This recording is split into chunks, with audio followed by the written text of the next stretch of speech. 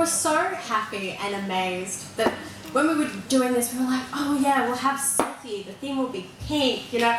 We were like, really keen. And because most of writing, like, I don't mean to say this in any weird way or anything like that, but most of it is dominated by women.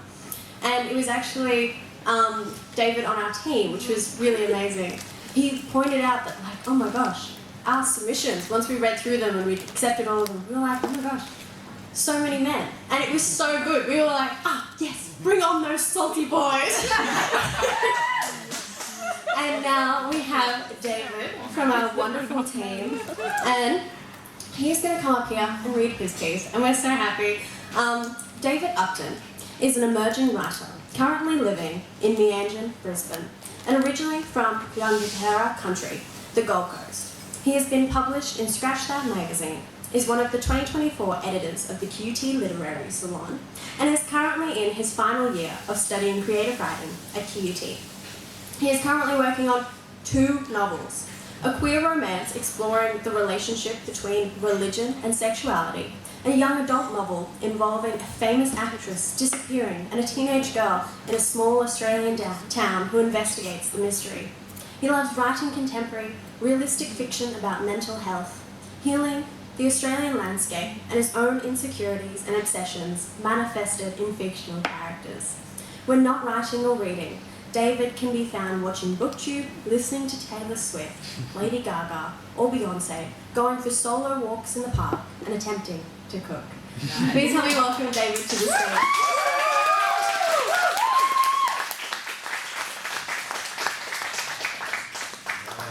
How are y'all doing? Okay, so this piece, the tentative title is How to Let Go of a Grudge, but I'm working with that.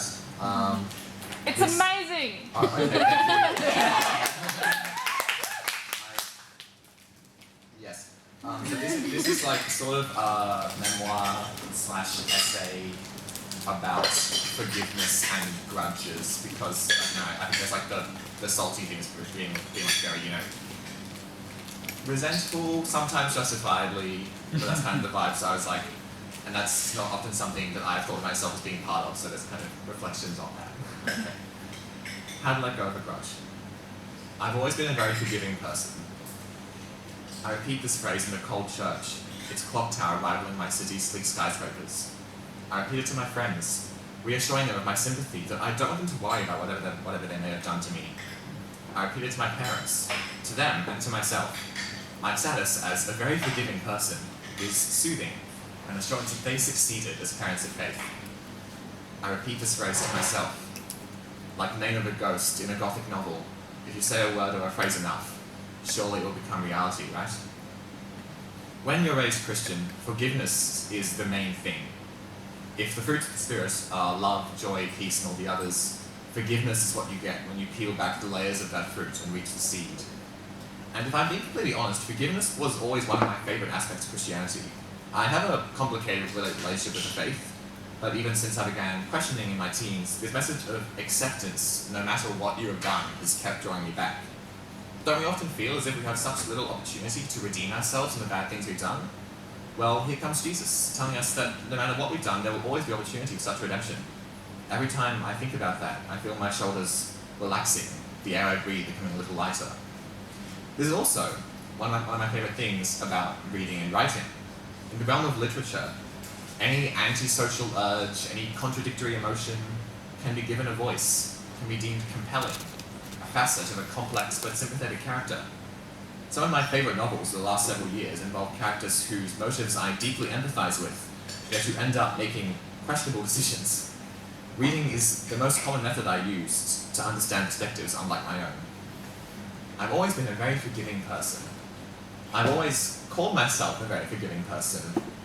But the more I think about it, the more I wonder if I had ever actually bestowed true forgiveness on another person. Last year, I read Stoneyard Devotional, the most recent release by Australian writer Charlotte Wood.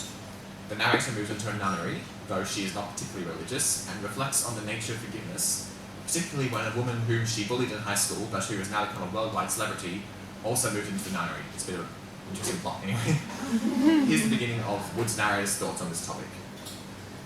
There's something called forgiveness therapy I've read. Psychologists working in this field say that true forgiveness cannot take place without detailed, thorough assessment and acknowledgement of the nature and effect of the injury. When I read these words, a realization began to bloom. I mistake not wanting to process how someone has hurt me for forgiving them. When I was in high school, I was part of a friendship group who were deeply dismissive of me and condescending towards me.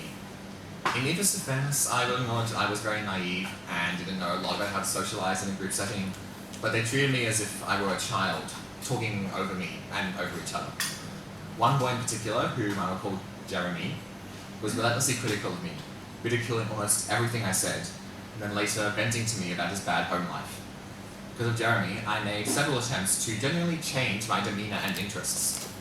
I remember forcing myself to listen to albums by Michael Jackson and the Eagles. He once told me to tone down the Taylor Swift and Lady Gaga fangirl. When I expressed annoyance, he told me, in effect, "This is just what guys do. We banter with each other. Can you not handle that?" I told myself, when I moved to Brisbane and we fell out of touch, I had forgiven him.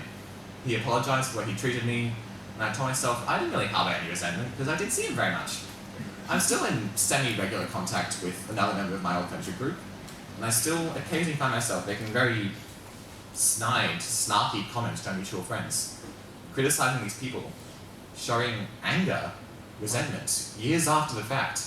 Anger and resentment I truly never knew I was capable of, maybe never let myself feel. I think of my parents too. I think of my mother.